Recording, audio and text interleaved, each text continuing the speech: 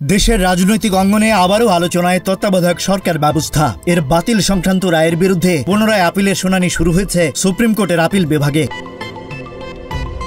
মঙ্গলবার সকাল ৯টা ৩৮ প্রধান বিচারপতি ডক্টর সৈয়দ রেফাত আহমেদের নেতৃত্বাধীন ৭ সদস্যের পূর্ণাঙ্গ আপিল বেঞ্চে শুনানি শুরু হয়। আদালতে মামলার বিষয়ে শুনানি শুরু করেন আবেদনকারীর পক্ষে অ্যাডভোকেট ডক্টর শরীফ ভূঁইয়া, অন্যদিকে রাষ্ট্রপক্ষে অ্যাটর্নি জেনারেল মোহাম্মদ আসাদুজ্জামান।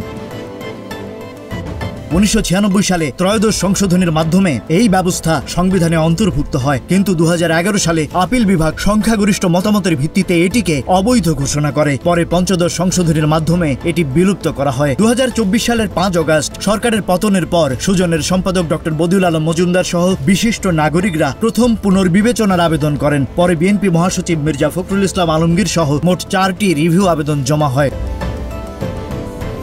গত ২৭ আগস্ট আপিলের অনুমতি দিয়ে প্রধান বিচারপতি বলেছিলেন, আপিল বিভাগ তত্ত্বাবধায়ক সরকার ফিরিয়ে দিয়ে সামরিক সমাধান চায় না, বরং নির্বাচনকালীন সরকার নিয়ে কার্যকর এবং সুদূর প্রসারী প্রভাব রাখতে পারে এমন সমাধান চায়। দেশের গণতন্ত্র প্রতিষ্ঠা এবং নির্বাচনকালীন সরকার নিয়ে আপিল বিভাগের এই ঐতিহাসিক শুনানি এখন সবার নজর কেড়েছে। এই মামলার রায়ের উপর নির্ভর করছে দেশের আগামী দিনের রাজনৈতিক ভবিষ্যৎ। Rajib Raihan, news flash 71।